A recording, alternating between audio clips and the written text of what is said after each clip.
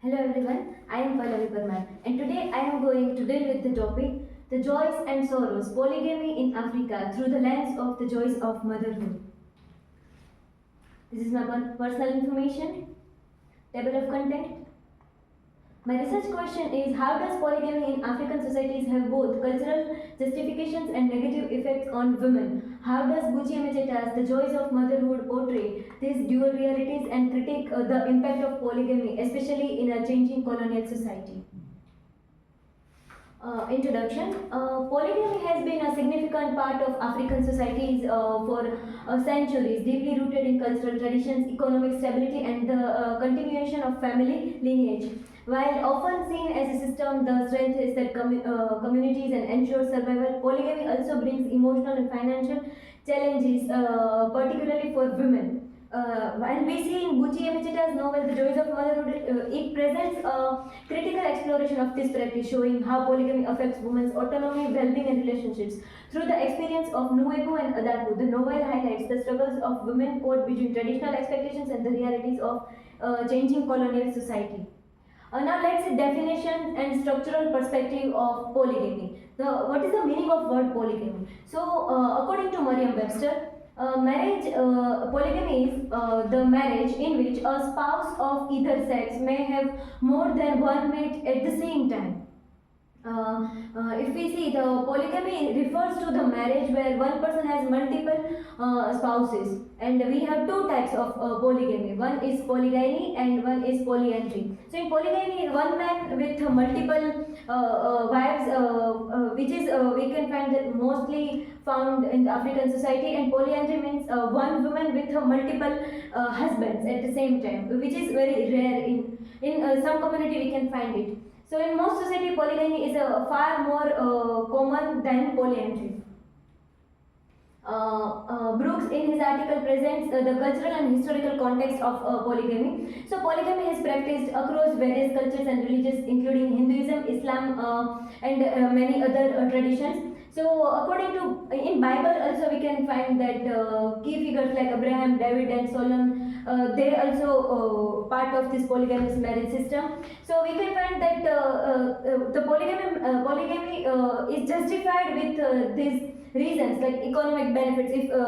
If one person have many spouse, so it will help them in economic way. A family expansion to expand their families. Religious and cultural norms as a part of tradition, as a part of any religious practices. They also polygamy plays significant role in person's life.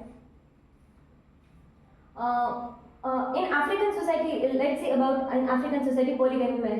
Polygamy specifically a polygyny, which where a man has multiple wives, has been a long-standing practice in many African societies. In African society, we can find the two types of polygamy: affluent polygamy, in which we can find that there is no need of this type of marriage, but for the sake of their enjoyment and for the sake of male desire and economic ambition or social prestige, they do this marriage. Wealthy men in urban setting, we can find this type of marriage practiced by them. And multiple wives, they marry with multiple wives while avoiding responsibilities. In interventive polygamy, we can find that there is a need for marriage. So it is as a response of family stress, particularly childlessness or sonlessness. Or it is a therapeutic function addressing the crisis in monogamous marriages.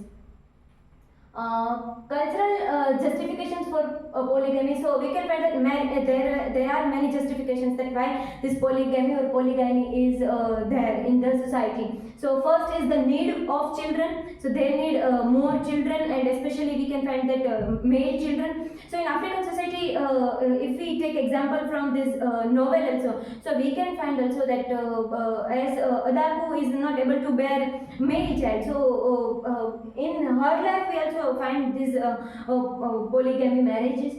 Their son preference, they prefer a son rather than daughter, they prefer son. So this is the another reason for polygamy marriage. Community and kinship values, like marriage is not just a personal affair in this matter, but the community based institution. So in cases where a woman is infertile, she may marry another woman, a person, his husband may marry another woman for in to live her. And in polygamous families, co-wives often live as sisters. They called as co-sisters. And another reason is economic consideration. As we see earlier that for labor, we can find that as many wives and children are there, so it will help a family to run a family in survive in economic crisis. About the joys of motherhood, which is published in 1979, a novel that explores the life of main protagonist Nu Ego, a Nigerian woman struggling with societal expectations of motherhood. It critiques the patriarchy, colonialism, and the economic burdens placed on women. And we can find themes like sacrifice, cultural immunity, and motherhood and oppression. About Buchi Emechita, Emechita was an Igbo writer focused on women's struggle in African and immigrant societies. And Emechita, in her mostly work, we can find that she is a critic of patriarchy, and in this work, we can find that she is also a critic of polygamy. So, polygamy as a burden on women, we can find that instead of providing support, polygamy increases the economic and emotional burdens on first wives. We can find this in case of Nuego in her first marriage with Amatoku. Like we can find that Amatoku marries a second wife because Nuego is not able to bear a child. So Nuego, we can find in her life that she abandoned in her old age, lonely on the roadside. Irony of the title, we can find that the title there is a joy of motherhood, but after reading the novel, we can find there is no joy in the motherhood. Contrast with traditional views of motherhood and marriage, like women were expected that she have to accept that polygamy marriage, the second wife of her husband, but it criticized this idea of this. And it raised question that whether polygamy truly benefits women or simply maintains a patriarchal structure. We can find that in this novel, Nigerian women's social and economic struggle, and we can find polygamy as a oppressive system. Where we can find this conflict when Adaku arrives in the lives of Nuego. In the second marriage of Nuego with Nefe, we can find that he inherits, Nuego is his first wife, but he inherits the oldie wives of his dead brother. So, and from that wives, Adaku joined them in the Legos, and it leads their lives into tension. And we can find that they both have to support the native as he is not able to earn much.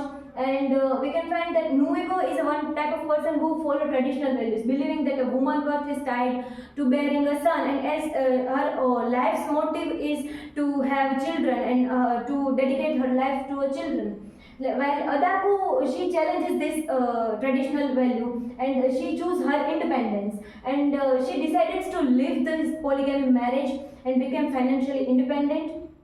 We can find that Adaku's choice reflects the shifting role of women in this modern Nigeria. We can find that feminist and post-colonial perspective on polygamy. Like we can find that women suffer under patriarchal system under this polygamy structure. So Nuego's worth is determined by her ability to bear children. So how women's identity, we can find how women's identities are tied to reproductive roles. They are just for men or for the society, they are just a reproductive machine. So the novel critiques that how polygamy traps women into cycles of sacrifice and suffering. Adaku, we can find that she represents that resistance against this patriarchal society. Post-colonial perspective, in the article of Robulin, we can find that he describes that how economic hardships caused by colonial rule made this polygamy even harder for a woman. and in the family to survive. That he also mentions the concept of liminality, that means the in-between space, which is coined by Homi Bhabha, that is relevant here in the case of Nuego. Like she is from traditional Igbo society and she believes in this traditional Igbo customs. But the changing gender roles by colonialism, we can find that she is in between this traditional Igbo society and the colonial Legos. So we can find her in this concept. The novel shows that while polygamy was a part of indigenous traditions, colonialism made women's dependence on men even worse, trapping them into deeper struggles.